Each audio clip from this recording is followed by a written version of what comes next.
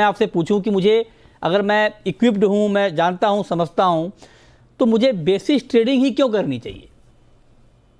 मैं इसका एक बहुत मैक्रो आंसर दूंगा मृत्युंजय जी। हम्म। अगर भारत को, हम्म। अपने प्रधानमंत्री जी का विजन है make in India, hmm. Make in India बिना कमोडिटीज के पॉसिबल नहीं है। हम्म। और और कमोडिटीज या हम्म। प्रोसेसिंग या मैन्युफैक्चरिंग बिजनेस हम्म। की ग्रोथ हम्म। इंडिया में without good future and hmm. Basis market possible नहीं है।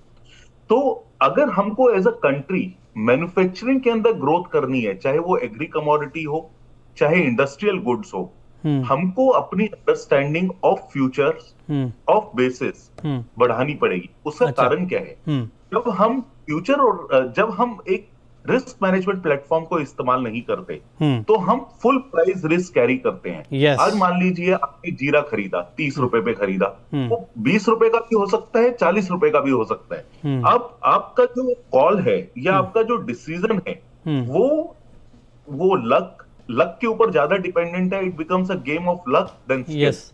यस। जब आप फ्यूचर्स को साथ में एज अ टूल इस्तेमाल करते हैं, और मान लीजिए आपने उसको 27 रुपए हेज कर दिया, या हम्म। 27 पे खरीद के 30 का हेज कर दिया, हम्म। तो मैक्सिमम आपको लॉस होने की क्षमता कितनी रह गई? 2 या 3 रुपया। एग्जैक्टली। तो जब तक, और दूसरा, अगर हम स्टॉक मार्केट पे लिस्टेड कंपनी है, हम्म। किसी भी स्टॉक मार्केट पे लिस्टेड कंपनी या कोई भी प्रोसेसिंग कंपनी हम्म। की वैल्यूएशन ज्यादा बढ़ती है जब उसका बिजनेस प्रिडिक्टेबल होता है, हम्म। जब उसका बिजनेस कंसिस्टेंट होता है।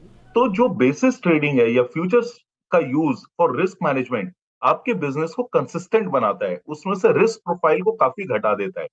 इसीलिए एक अच्छे एफपीओ, एक अच्छे प्रोसेसर, एक अच्छे मैन्युफैक्चरर को बेसिस और फ्यूचर्स की अच्छी अंडरस्टैंडिंग होना चॉइस नहीं है, इट इज कंपल्सरी।